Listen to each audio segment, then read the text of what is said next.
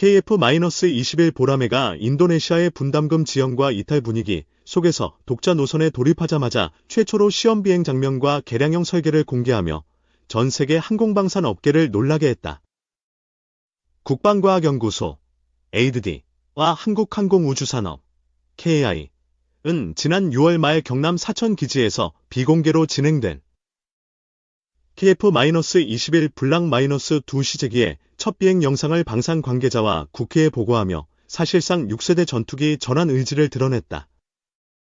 공개된 영상에는 기존 블록 1과 달리 양쪽 날개 하단 무장 탑재량이 줄어들고 무인 편대기 통신 모듈, 내부 무장창 개구부가 설계된 점이 포착되었으며 이는 F-22 레드와 같은 6세대 플랫폼의 전형적 특징으로 해석된다.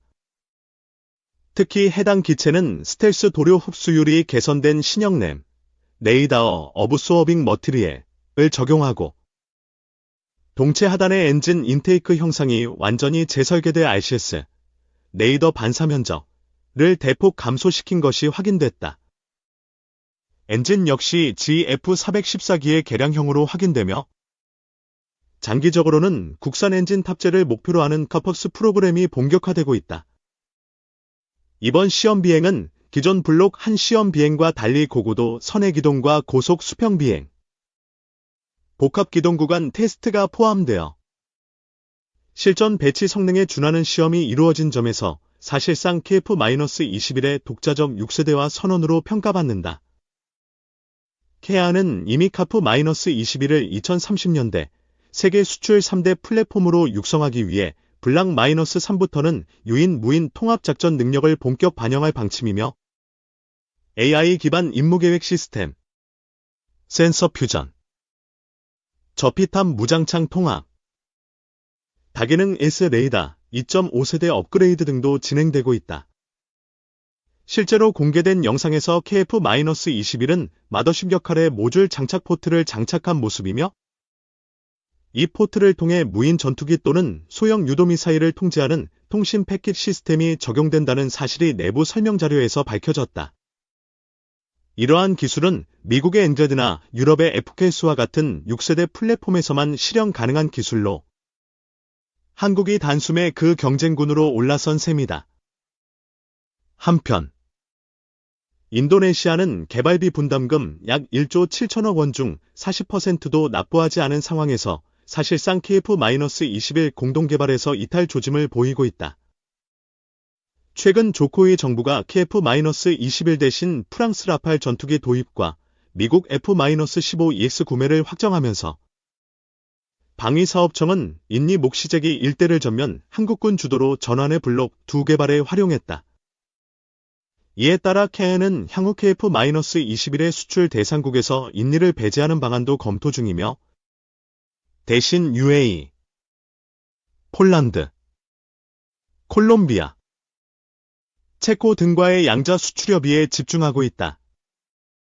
기술적으로도 KF-21은 세계 주요 전투기 개발국들과 어깨를 나란히 하고 있다.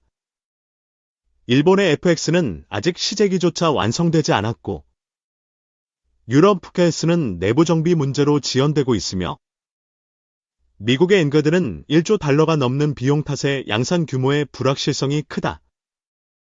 반면 한국은 이미 6대의 시제기를 제작 완료하고 2026년 양산 돌입을 앞두고 있으며 2032년까지 총 120대를 공군에 배치한다는 로드맵을 유지하고 있다.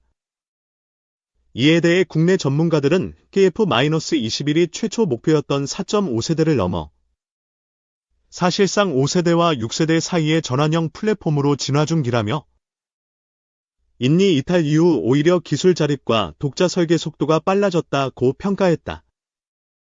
KF-21의 6세대화는 단순한 기체 업그레이드가 아니라 작전 환경 전체의 변화까지 반영된 전략이다.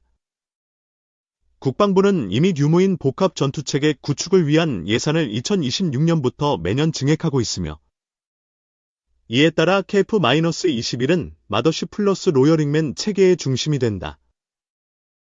마더십 KF-21은 공중에서 수십 기의 무인 전투기, 드론, 정찰기를 지휘하며 AI 기반 자동 표적화 및 분산 공격이 가능하다. 이처럼 유기적이고 지능적인 전장 네트워크는 중국, 러시아보다 한 발 앞선 나토 스타일의 하이브리드 체계이며 KF-21의 개량형은 이를 완전히 수용할 수 있도록 설계되고 있다. 한국군은 2025년까지 KF-21 양산형 블록 한 배치 시작과 동시에 2028년부터는 무장창 내장형 블록 2, 2030년부터는 완전한 스텔스 외형의 블록 3 도입을 계획 중이다. 동시에 무인기 개발과 병행 추진되는 LCA, 로얄 윙먼은 2톤 내외의 고기동 무인기로 KF-21과 함께 임무를 수행하며 정찰, 교란, 대공 공격을 분산 수행할 수 있다. 웰드는 이미 이 기술의 선행 연구를 완료했으며 2027년 실기체 시제기 제작이 목표다. 블록 3 KF-21은 RCS 0.01 평방미터 이하를 목표로 하며 내부 무장창의 초음속 공대공 미사일, 스텔스 순항 미사일 탑재도 검토 중이다. 국제방산 시장 역시 KF-21의 독자 개발 노선을 주목하고 있다. 최근 유엔은 KF-21 도입 타당성 평가에 착수했으며 케아는 아랍에미리트 국영 방산 기업 이드지와 공동 플랫폼 수출 부품 현지화 양해각서를 체결했다.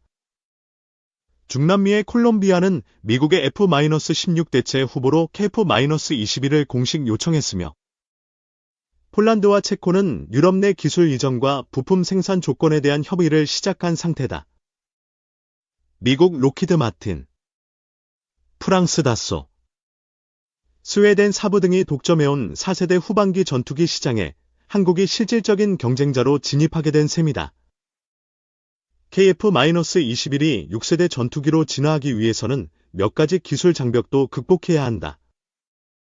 먼저 항공기용 고출력 AI 컴퓨팅 칩, 저피탐 데이터 링크, 고출력 전자전 대응 체계 등이 여전히 국산화 초기 단계이며 향후 레이저 무기와 EMP 차단 기술 등 미래전 핵심 요소를 포함하기 위해서는 방산 예산의 지속적인 확대와 국산 부품 생태계 정착이 병행돼야 한다.